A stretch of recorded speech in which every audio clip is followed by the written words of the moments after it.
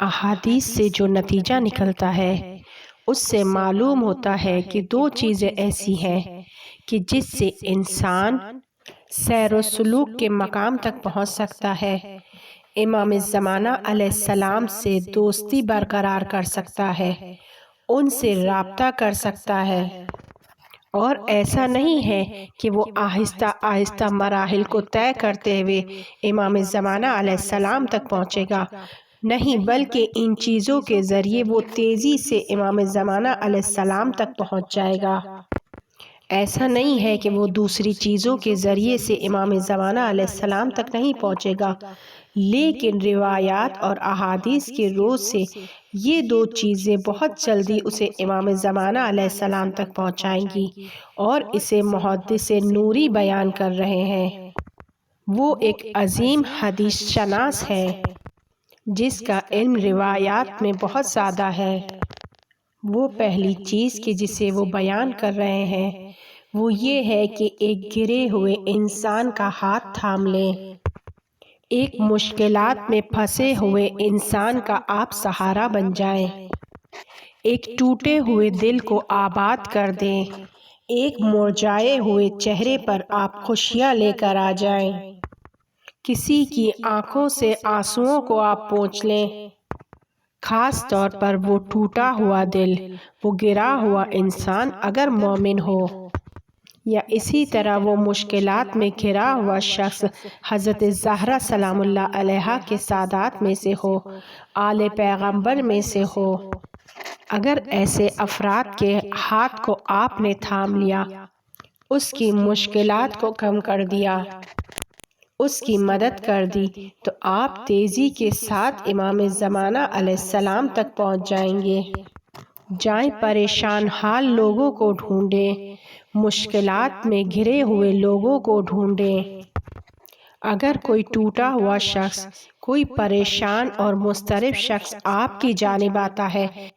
اور آپ سے مدد کو طلب کرتا ہے، تو جان لے کہ یہ خدا کی جانب سے آپ کے لیے بہترین تحفہ ہے، اس کو اپنے دروازے سے واپس نہ جانے دیں، اس کی مشکلات کو حل کریں۔ امام زمانہ علیہ السلام کے ناموں اور القابوں کی تعداد 180 ہے کہ جسے محدث نوری نے نجم الثاقب میں ذکر کیا ہے۔ حضرت ولی اثر کے القابوں میں سے ایک لقب غوث ہے، غوث الامہ، فریاد رس، وہ جو دوسروں کا ہاتھ تھامتا ہے، وہ جو بند گراؤں کو کھولتا ہے۔ اگر کوئی امام زمانہ علیہ السلام کے شیعوں میں سے کسی ایک مشکل میں گرے ہوئے انسان کا ہاتھ تھام لیتا ہے تو ایسا ہے کہ جیسے اس نے امام زمانہ علیہ السلام کے کاموں میں اس کی مدد کی ہے، کسی کی مشکل کو حل کیا ہے، تو ایسے شخص پر ضرور امام زمانہ کا لطف کرم ہوگا، کیونکہ اس نے امام زمانہ علیہ السلام کے دل کو ٹھنڈک پہنچائی ہے، امام زمانہ علیہ السلام کو خوش کیا ہے۔ اگر کوئی مخلوق خدا کے کاموں کی گرہ کو کھولتا ہے تو ملائکہ اس کے ہاتھوں پر بوسہ دیتے ہیں، لیکن اگر اس کے برعکس ہو، آپ کسی کو پریشان کریں، اس کے کاموں میں رکاوٹ بن جائیں، اس کے لیے مشکلات ایجاد کریں، امام زمانہ علیہ السلام کے کاموں میں رکاوٹ بن جائے، ان کو ناراض کر دیں، تو آپ سب جانتے ہیں کہ اس وقت خلق کے تمام کام امام زمانہ علیہ السلام کے ہاتھوں میں ہے، خاص طور پر روزی۔ جب آپ دوسروں کے کاموں میں گرا ڈالیں گے، رکاوٹیں پیدا کریں گے، تو وہاں سے آپ کے کاموں میں رکاوٹیں پیدا ہوں گی، آپ کی زندگی میں گرہیں لگتی چلی جائیں گی۔ لیکن اگر آپ گرہیں کھولیں گے، مشکلات کو آسان کریں گے، تو امام زمانہ علیہ السلام بھی آپ کی مشکلات کو آسان کریں گے۔ امیر المؤمنین علیہ السلام اپنی حکومت کے دور میں کہ اس وقت ان کی عمر زیادہ ہو چکی تھی، لیکن دوپہر کی تپتی دھوپ میں، گرمی میں دارالخلافہ کے باہر آ کر بیٹھتے تھے، لوگوں نے عرض کیا اے امیر المومنین آپ دارالخلافہ کے اندر چلے جائیں، یہاں دھوپ میں کیوں بیٹھے ہیں؟ جو بھی آئے گا وہ دارالخلافہ میں اندر آپ کے پاس آ جائے گا۔ تو امیر المومنین علیہ السلام بہترین جواب دیتے ہیں۔ آپ امیر المومنین علیہ السلام کی عبادت کو جانتے ہیں، لیکن یہاں پہ ایک بہترین جواب مل رہا ہے۔ مولا علی علیہ السلام کہہ رہے ہیں کہ نہیں، مجھے اندر نہیں جانا ہے، مجھے یہیں پر بیٹھنا ہے، کیونکہ میں نہیں چاہتا کہ وہ دربانوں اور نگہبانوں سے ہوتا ہوا مجھ تک پہنچے، اس کا وقت ضائع ہو۔ میں یہاں باہر آ کر بیٹھا ہوں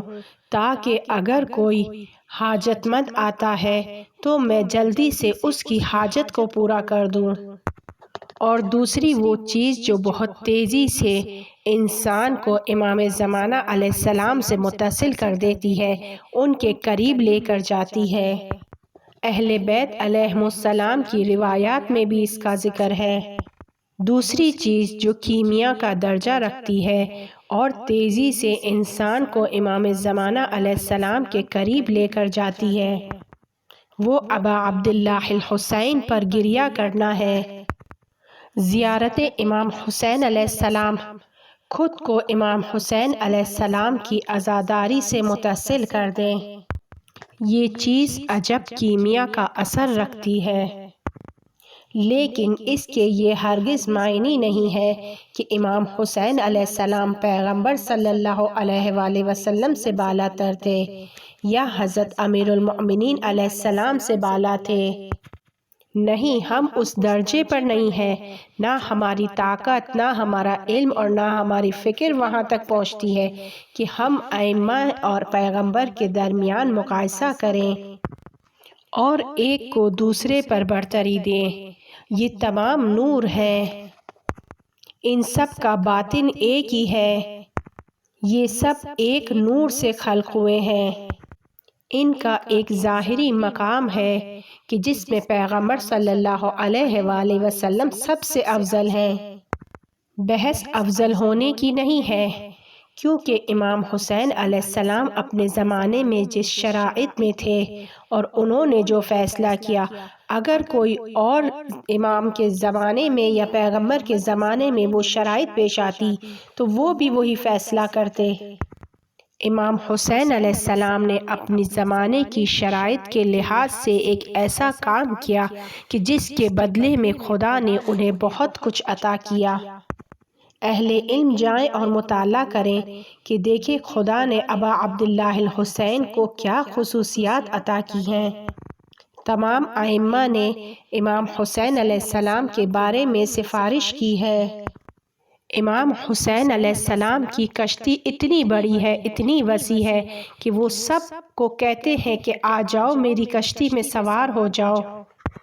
حتیٰ وہ افراد جو اپنے زمانے کے امام کے سامنے کھڑے ہو گئے، اس سے بڑا کوئی گناہ نہیں ہوگا۔ لہٰذا کوئی بھی گناہ گار یہ نہ سوچے کہ کیا میں امام زمانہ علیہ السلام کا دوست بن سکتا ہوں، ان کا ساتھی بن سکتا ہوں۔ امام حسین علیہ السلام نے حر کو کہ جو ان کے راستے میں رکاوٹ بن گیا، ان کے مقابلے پر کھڑا ہو گیا، اس کو ایک ایسی جگہ پر پہنچا دیا۔ حر جس نے بزرگ ترین گناہ کو انجام دیا، اپنے زمانے کے امام کے سامنے کھڑا ہو گیا، امام کے بیوی بچوں کے دلوں میں خوف کو بٹھا دیا۔ ہم اور آپ مکمل طور پر جہنمی نہیں ہیں، ہمیں جنت میں جانے کی امید ہے، لیکن حر نے ایسا کام کیا تھا کہ وہ مکمل طور پر جہنمی تھا، اس کو جنت میں جانے کی کوئی امید نہیں تھی۔ لیکن امام حسین علیہ السلام نے اسے اپنی کشتی میں سوار کر کے ایک ایسے مقام تک پہنچا دیا کہ امام محمد باقر علیہ السلام زیارت نامے میں یہ کہتے ہوئے نظر آتے ہیں کہ میرے ماں باپ آپ پر فدا ہوں۔ لہٰذا اگر چاہتے ہیں کہ امام زمانہ علیہ السلام کے قریب ہو جائیں، ان سے دوستی کو برقرار رکھیں، تو دوسروں کا ہاتھ تھامنا سیکھ لیں، امام حسین علیہ السلام پر گریہ کریں، ان کی زیارت کو پڑھیں۔ آپ کی مشکلات خود بخود حل ہو جائیں گی۔